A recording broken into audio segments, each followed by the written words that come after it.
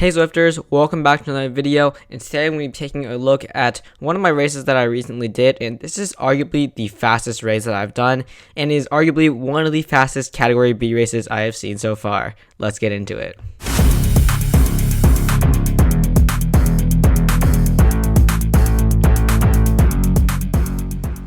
Alright, so first off, if you've watched some of my previous videos, you know that I love Crit City. It is definitely my favorite race course on Zwift, and I just love the different varying terrains and how there's multiple different things in this course. There are descents, there are windy roads, there are ascents, and all sorts of fun stuff, and it's got a really fast finishing sprint. And those are all the things I love about Crit City, and it's just overall a really fast race. So this is going to be stage 2 of the Crit Club, and this is going to be 8 laps of downtown Dolphin, adding up to around 10 miles in total, and normally it takes me around 21 minutes or in the high 20s. And last time I thought that the race was pretty fast. I clocked a time of 20:40, set a new FTP of 168, and these records are about to be broken in this video. If you are enjoying this video, please hit the like and subscribe button, really helps support the channel, and with that, let's get on with the video.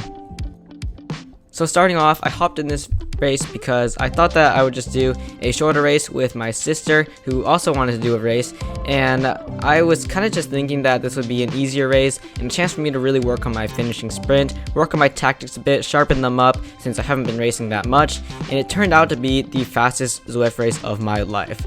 And there were only 30 riders in the race, which makes it sound pretty unrealistic because most of the top times when I was looking at Zwift Power are set by groups of around 90 riders, and that is because of how big the group is. They kind of just like fly through the roads.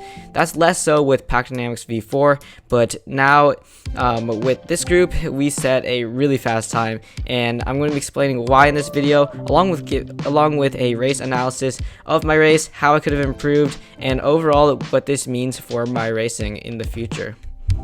So my plan going into this race was to just kind of stick with the group and do as little work as possible. I didn't have any attacks planned or anything like that because I feel like my fitness is still not quite at that level.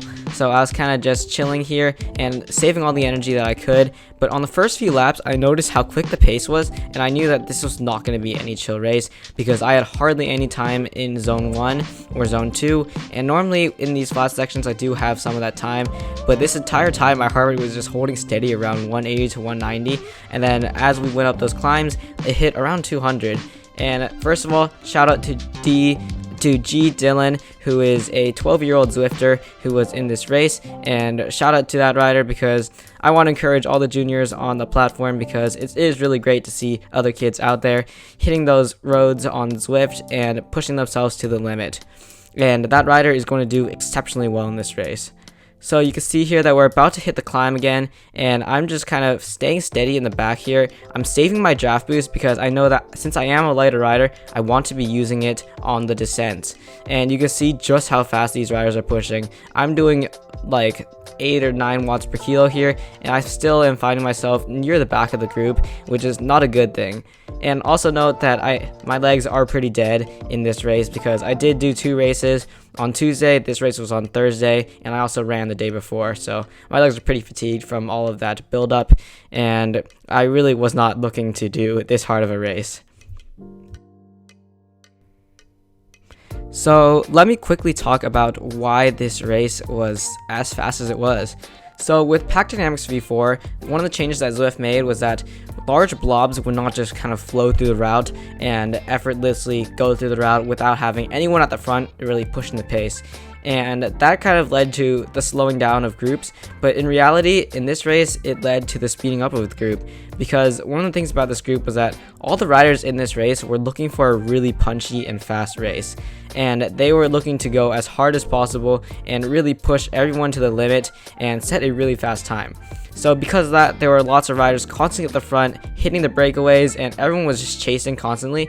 So that resulted in some riders off the front constantly and having someone to pull the group forward throughout the race, and that kept the pace really, really high throughout the duration of the race, resulting in a really, really fast time of around 20 minutes flat.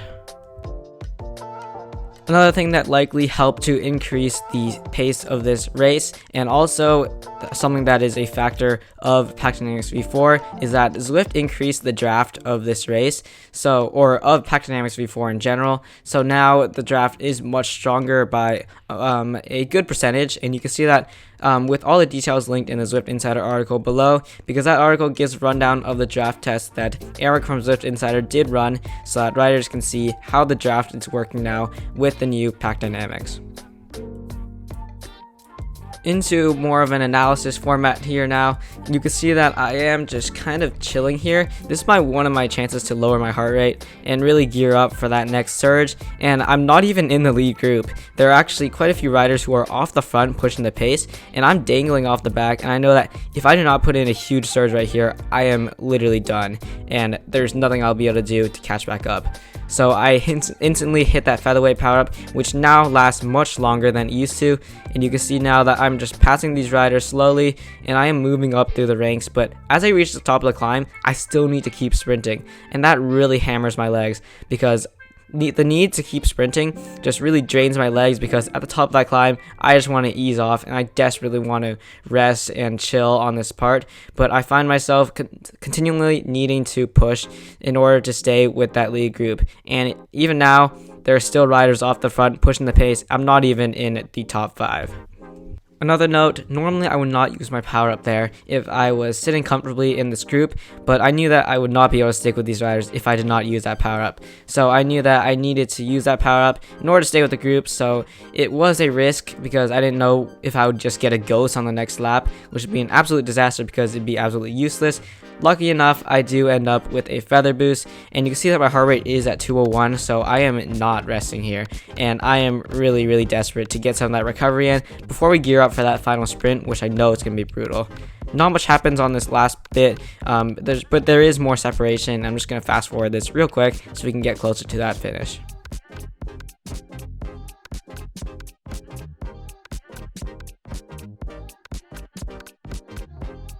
As we near that final sprint, I do start to gear up and I get ready. I'm on the drops. I am all ready to smash the sprint as hard as possible because I know that everyone's going to be smashing. And right here, I just hit 480 watts, almost 490 watts, and that's pretty much as high as I get during a race.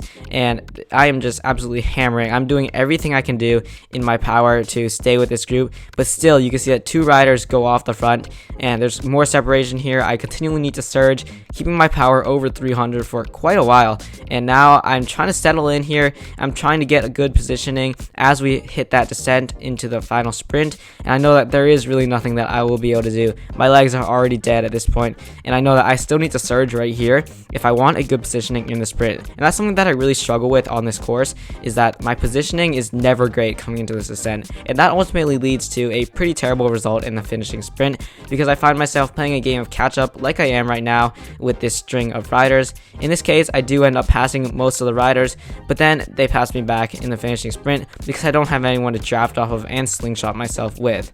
So you can see right here as I round the corner, I'm pretty much dead, and this is when the riders come and swarm me and they just fly right by. I try to put in a small surge, but I have absolutely nothing left, and at this point I am just astonished by how quickly that race went.